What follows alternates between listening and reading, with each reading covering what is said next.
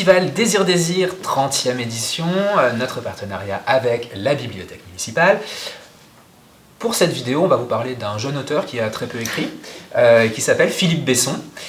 Et donc Corinne va nous parler un petit peu.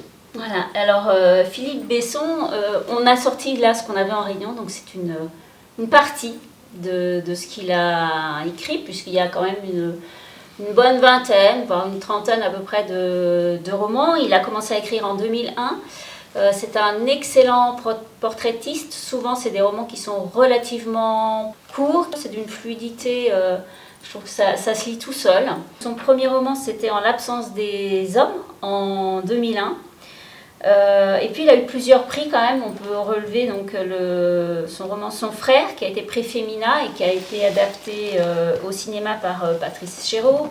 Il y a eu L'arrière-saison qui avait eu le grand prix RTL Lire en 2003. Un garçon d'Italie, prix Goncourt et Médicis.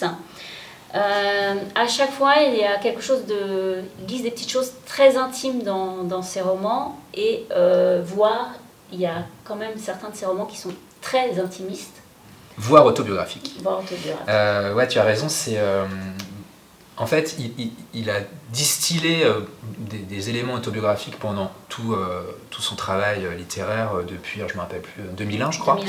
2001.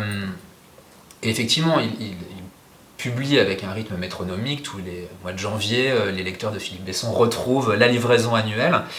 Et progressivement, on voyait se dessiner effectivement une dimension autobiographique. Et puis est sorti ce livre qui s'appelle « Arrête avec tes mensonges », alors qui s'est révélé par la suite être le premier volume d'une trilogie autobiographique. Arrête avec tes mensonges, c'est vraiment son histoire, même la photo de couverture a une importance dans l'histoire. C'est un livre qui est vraiment très émouvant et qui est adapté au cinéma, qui sort très prochainement et qu'on va avoir le plaisir d'avoir en ouverture de la semaine cinéma du festival Désir. On espère, alors à l'heure où on enregistre cette vidéo, on ne sait pas si toute l'équipe du film sera là, mais donc c'est avec Guillaume de Tonquédec qui joue le rôle de Philippe Besson, Victor Belmondo et un certain nombre d'autres comédiens. Et voilà, donc Philippe Besson, effectivement, tu le disais Corinne, il est passé par plein de styles différents. Il y a un livre biographique sur James Dean, mais qui est aussi assez romancé. Tous les gens, il fait parler sa mère, les acteurs, des gens qui ont vécu avec lui. Mais là aussi, ça dessine quelque chose d'assez intime, et justement sa fascination pour James Dean a aussi une importance dans son travail. Alors, on peut évidemment pas tout citer, on pourrait en citer deux qui sortent un peu justement du cadre de ce qu'il publie régulièrement chez Julliard,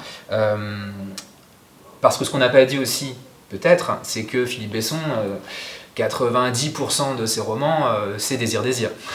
C'est des personnages LGBTIQ+, souvent gays. C'est aussi, il écrit aussi très bien en prenant la voix d'une femme, en fait. Et il y a des romans très intéressants où la narratrice, on oublie en fait que derrière ça, il y a effectivement un auteur homme. Moi, je voulais juste évoquer Patient Zéro, qui est un petit essai aux éditions Incipit, sur le premier patient supposé fantasmé du virus du sida, qui a été accusé d'avoir répandu le virus aux États-Unis, et c'est assez incroyable. C'est une histoire qu'on connaît mal, et Philippe Besson en fait là encore de façon très synthétique quelque chose d'assez extraordinaire. Et puis peut-être aussi un livre qui a fait polémique sur l'affaire du petit Grégory, qui s'appelle L'Enfant d'Octobre, sur ce meurtre horrible des années 80 qui est un immense fait divers.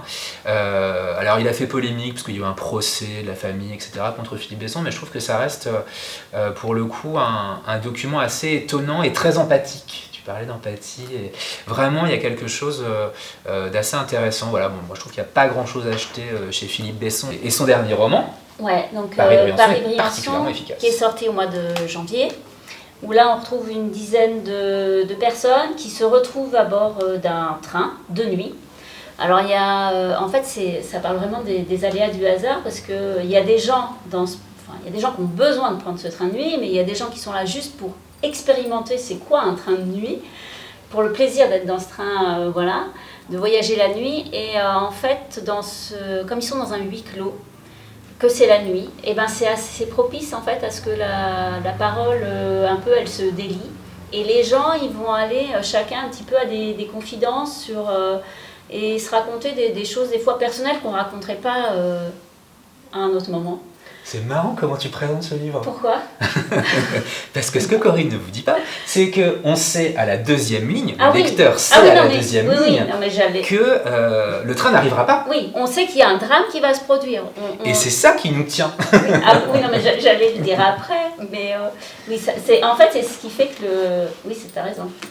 Mais donc, les gens, ils vont aller à des confidences personnelles, ou sur le travail, la maladie aussi, s'il y a quelqu'un de malade. Politique. Ouais. Et puis aussi sur la sexualité en fait. Et je trouve que c'est... Alors on sait en effet qu'ils vont mourir, peut-être pas tous, mais on sait qu'il y a un drame qui va se produire, que le train n'arrive pas. Et du coup tu m'as coupé, je sais pas ce que j'allais dire. Mais en fait, il va se passer des choses magnifiques dans ce train. Je trouve que les rencontres, elles sont vraiment belles.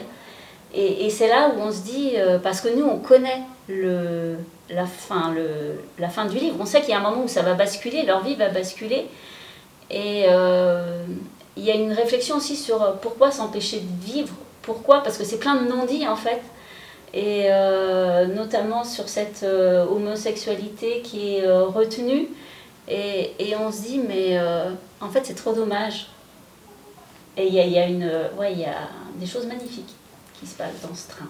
Comme dans Arrête avec tes mensonges, que on diffuse au Festival des Airs Désirs pour le lancement de la semaine cinéma.